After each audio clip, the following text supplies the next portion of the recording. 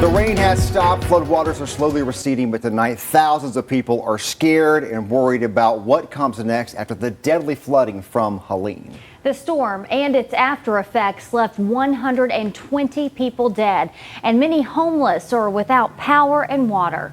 Thanks for joining us in our special coverage tonight. I'm Latricia Thomas. And I'm Josh Rowe. The video you see right here behind us from a drone flying over Asheville, North Carolina. Just about 4 hours east of us, major roads, interstates shut down. Other places, the situation even more severe. One of the worst hit areas was Chimney Rock, southeast of Asheville near the popular Lake Lure. Look at this comparison posted on X. Shows Google Maps before the flooding and another post as floodwaters tore through the community as well. Tonight, other photos and reports from the scene show parts of the town destroyed.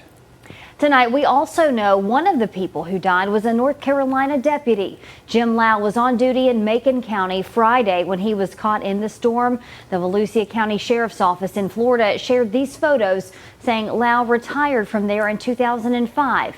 He was 75 years old.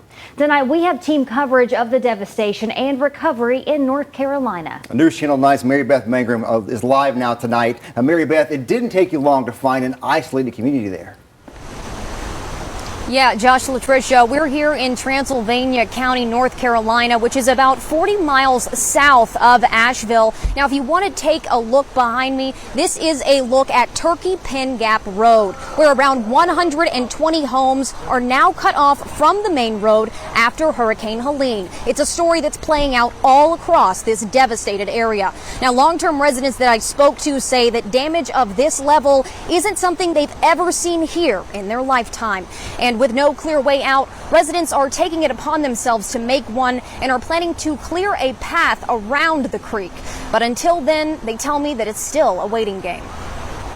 We live in here and can't get in and can't get out, so, people are hungry and people are wanting water. Yeah, we're going to make our own way, but as far as getting, and that's just so people can get their little SUV, their personal cars out. But as far as the Duke Power or anybody like that, it's going to be over 2 weeks before you get power in there. Now, according to Transylvania County officials, they report that there are 420 technicians across Transylvania County and Henderson County, and they expect the majority of these outages to be solved by Friday. Reporting in Transylvania County, I'm Mary Beth Mangrum, News Channel 9. Okay, Mary Beth, thanks so much. Talking now with Chief Meteorologist David Glenn. David, there's still some flood warnings out there and also some other concerns as well. Oh, absolutely. There are still, believe it or not, some flood warnings going on, even though a lot of the water has receded. But a lot of the rivers are still running over their banks, and there's still rain falling. Now, this rain is not going to cause more flooding, but when it falls on unstable ground, it can still lead to the increased risk of landslides through tonight and tomorrow until what's left of Helene finally starts to move away. And there is some good news on that front. What's left of Helene is still parked over southern Indiana. And what we need is a front to sweep in here and just dry things out. Even for us, we're seeing some light rain. That's going to come by Tuesday, Wednesday with this front. It's going to push it all out and start the long drying process. So at least there's a little bit of good news on the weather front, but still terrible situation going on there. And as you just saw with Mary Beth's report, it's going to be weeks and months in that recovery. I'll have more details about our forecast coming up for the next several days in a few minutes. All right, David, thanks so much. The Department of Transportation and North Carolina state leaders all tell people to stay out of the western part of the state of North Carolina. That's as roads are closed and other problems start to show up there. Kim Chapman-Whitfield joined us now with that part of this story. Kim. All right, Josh, this image right here, hard to watch. The image from North Carolina's travel map. It's similar to the one that we have in Tennessee and Georgia. You can see how the entire western part of the state is in red, and there's a warning at the top basically telling everyone do not travel in or to western North Carolina. More video to show you now. This is in Marshall. That's north of Asheville. You can see how the French Broad River flows along just beside the town and railroad tracks there. Well, now the tracks are covered in mud. The bridge has trash on it, and the train tracks are blocked. And then there are other problems for people who can't get out. This is video from Asheville right now. Long lines of people trying to get gas. You know, in some cases over the weekend, there was only one station in the city that had fuel. Buncombe County Sheriff said that they also have reports of looting at stores and fights at gas stations.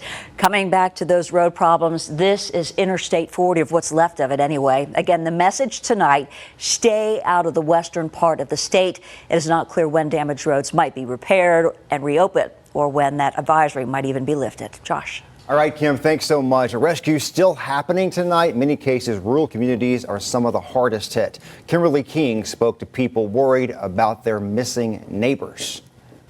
I'm in the rural Bee Tree community, and search and rescue is out here. There are still people trapped in their homes. You can see that the floodwaters washed out this road behind me, and we've also heard from multiple people out here that teams are here recovering a body. This was someone's home pushed up against a tree. This another house with water all around it. Rural parts of Swannanoa look like a wasteland that residents hardly recognize. It's hard. The water was up almost to the first level of our place. Sue and Don Barnwell have lived here in Bee Tree more than 50 years. I mean, it's something you can't help. The Barnwells and other residents know of a man missing from his home upstream from the Bee Tree century-old Christian church. Mud surrounds it. Water and trees destroyed it. The aftermath, some here see as flooding of biblical proportions. We can get all the way up to right before summer haven. Man, his wife, 2 kids. Mike Rowland's helping. Okay, we'll see if we can get to them.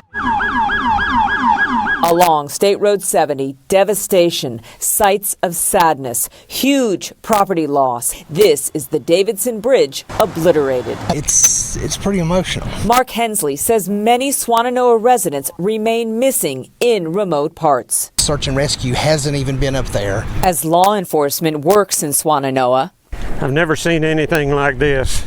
businessman Don Robinson walks us through his parking lot. We bought this 25 years ago. There is nothing left. Nothing left of his large carpet store. His warehouse with sold product also ruined. Of course, this was one of our main doors here. The 77-year-old says he's done and that he will close, but he's hurting for his employees. Yeah, and that's one reason we kept it open as long as we did. Robinson plans to do all he can to help his staff out he knows will struggle, much like the entire community here in shock, as they still don't know the number of people gone. Even 3 days after the remnants of Helene came through western North Carolina, there is still major runoff, like you see behind me, coming through communities where people are still stranded. The bottom line for them is that they are hoping more teams will come. That was Kimberly King with that story. The last news conference from Swannanoa's fire chief was on Sunday. At the time, he said search teams are still looking for people there. Several local fire departments and rescue crews left Friday when they heard what happened in East Tennessee and North Carolina, and that includes the Chattanooga Fire Department and East Ridge Fire and Rescue crews. News Channel 9's Ray Collado spoke to them about their rescue efforts now that they're home. Ray. Now, Tricia, you can see in this photo behind me just the amount of flooding that the fire rescue saw. Now, according to East Ridge Fire Rescue, the damages to Newport, Tennessee is catastrophic. As East Ridge Fire Rescue officials say, the entire downtown, along with outer neighborhoods, are completely underwater. This will go down in history as one of the most devastating natural disasters and floods in the state of Tennessee history, as well as probably North Carolina and South Carolina as well. East Ridge Fire and Rescue teams captured this video as they did their best to get those trapped by floodwaters in Newport, Tennessee. Unfortunately, there was some people that we could not get to. There was some that we did get to. Fire Chief Mike Williams says they took a 6-man team to Upper East Tennessee, and they are ready to go back if necessary. Most of the people in the areas that we encountered lost everything. As with many areas hit by hard flooding, travel becomes impossible for some residents. A lot of bridges were completely out. We've seen railroad tracks, stuff like that was out. Objects floating down the river during our operations. Now, coming up at News Channel 9 at 6, why the chief says some rescue teams had to be rescued themselves as they tried to save flooded residents. Josh? Okay, Ray, thank you. Those rescuers are also working in Georgia tonight. Catoosa County firefighters are in Coffee County. They helped search close to 3,000 buildings there. Right now, the crews are staying on scene until later this week. That is when they will be deployed to another county, or they may return home at that time. It's ironic right now that many people in the Asheville area don't have water after the flooding. The city's mayor says the outage could be long-term, possibly several weeks. And as Grace Matisse reports, some people in one apartment complex are getting desperate for help.